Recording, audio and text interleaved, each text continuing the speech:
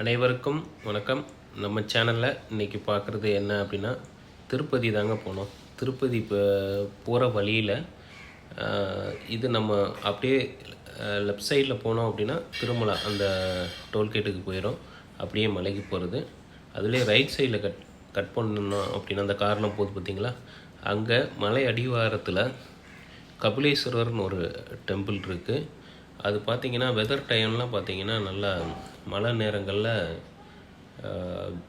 August September October மாதங்கள்லாம் பார்த்திங்கன்னா அருவி நல்லா அருவி மாதிரி கொட்டும்னு சொல்கிறாங்க. இது உள்ளே நுழைஞ்சதும் முதல்ல பார்த்திங்கன்னா இந்த ஒரு ஆஞ்சநேயர் டெம்பிள் ஒன்று இருக்குது. நல்லா இருக்குது. ஆஞ்சநேயர் டெம்பிள் பார்க்கும்போதே நல்லா மனதுக்கு ரொம்ப சந்தோஷமாக இருக்குது. பக்கத்தில் நிறைய பேர் ஆனால் மொட்டை போடுறாங்க. அதுக்கு பக்கத்துலேயே இந்த டிடிடி அவங்க திருமலா திருப்பதி தேவஸ்தானத்தோட ஒரு சின்ன கடை ஒன்று இருக்குது.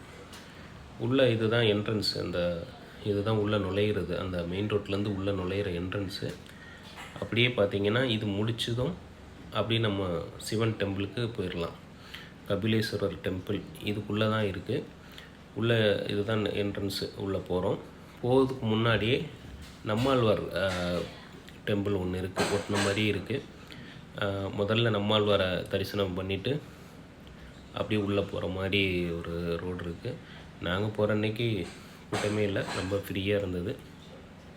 நம்மாழ்வாரை வெளியே நின்று தரிசனம் பண்ணிவிட்டு அப்படியே நாங்கள் உள்ள அந்த சிவனோட அந்த ஒவ்வொரு அமைப்பையும் போட்டிருந்தாங்க. அவதாரங்கள் என்னென்ன அவதாரங்கிற மாதிரி போட்டிருந்தாங்க.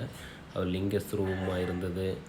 அவர் மேலே அந்த கபிலத்திலேருந்து தண்ணி அப்படியே ஊற்று மாதிரி விழுந்துக்கிட்டே இருக்குது. அந்த அமைப்பில் போட்டிருந்தாங்க. எல்லாமே நல்லா இருந்துச்சு. உள்ளே போய் நாங்கள் பார்த்தோம். உள்ளெல்லாம் கேமரா அலோடு இல்லைங்கிறதுனால இது வெளியில் உள்ள அமைப்பு மட்டும்தான் இதில் இருக்கும். நேராக முதல்ல உள்ளே நுழைஞ்சதும் உள்ளே போனதுமே ஒரு குளம் மாதிரி, இது தெப்ப குளம் மாதிரி ஒன்று இருக்குது. அந்த பாறை மாதிரி தெரியுது பார்த்திங்களா, அதுதான் அருவி. அந்த அருவியில் தான் ஃபுல்லாகவே மழை நேரங்களில் பார்த்திங்கன்னா தண்ணி அருவி மாதிரி கொட்டுன்னு சொல்கிறாங்க. அதில் ஃபால்ஸ் மாதிரி குளிக்கிறவங்களும் குளிப்பாங்க. இதுதான் அந்த கபிலேஸ்வரர் சாமியோட டெம்பிள். அதுக்குள்ளே தான் உள்ளே போகணும். டிக்கெட் எடுத்துகிட்டு தான் போகணும். 5 ரூபா டிக்கெட்டு. உள்ளே எடுத்துகிட்டு போனோம் அப்படின்னா நேராக சாமி பார்த்திங்கன்னா ரொம்ப சின்ன லிங்கமாக இருக்குது. பார்க்குறதுக்கே ரொம்ப சின்னதாக தான் இருக்குது. அதில் அந்த மலையிலிருந்து வடிகிற அந்த நீர் உள்ள அந்த கபிலத்தில் விழுந்து அவருக்கு உச்சியிலிருந்து வடிகிற மாதிரி அமைப்பு இருக்குது. நல்லா இருக்குது. நாங்கள் போய் பார்த்தோம். இதில் எல்லாருமே காலை நனைச்சி காலை கழுவிட்டு தலையில் தண்ணி தெளிச்சிக்கிறாங்க. தண்ணி தெளிச்சிட்டு எல்லாருமே போகிறாங்க. அப்படியே வெளியில் வந்தோம் அப்படின்னா ஒரு தலை விருட்சம், ஒரு மரம் இருக்குது. அது பேர் தெரியல எனக்கு. ஒரு மரம் ஒன்று இருக்குது. அப்படியே மலையோட அப்படியே அடிவாரத்தில் சிவன் பார்வதி உருவத்தோட சிலை ஒன்று இருக்குது. அதுக்கு பக்கத்துலேயே பெருமாளும் இருக்கார். அப்படியே பார்த்துட்டு நம்ம இங்கிட்டு வந்தோன்னா இது ரொம்ப பழமையான மரமாக இருக்குது. இப்போ எங்கள் ஊர் சைட்லாம் பார்த்திங்கன்னா இது மகாலிங்க மரம்னு சொல்லுவாங்க. இது என்ன பேர்னு எனக்கு தெரியல. இந்த அதில் உள்ள ஒரு பூவை எடுத்து பிச்சு பார்த்தா அப்படியே சுற்றி 1000 கோடி லிங்கம் இருக்கிற மாதிரி இருக்குது. நடுவில் ஒரு பெரிய லிங்கம் இருக்கிற மாதிரி ஒரு அமைப்பு. இதெல்லாம் அமையாது. இந்த மாதிரி பார்க்குறதுக்கே நல்லா இருந்தது.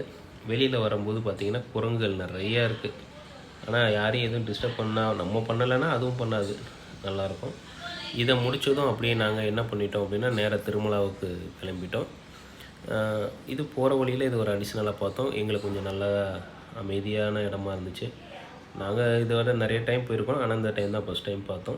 நீங்களும் போய் பாருங்கள். அடுத்து திருப்பதியோட வீடியோ பார்க்கலாம். நன்றி.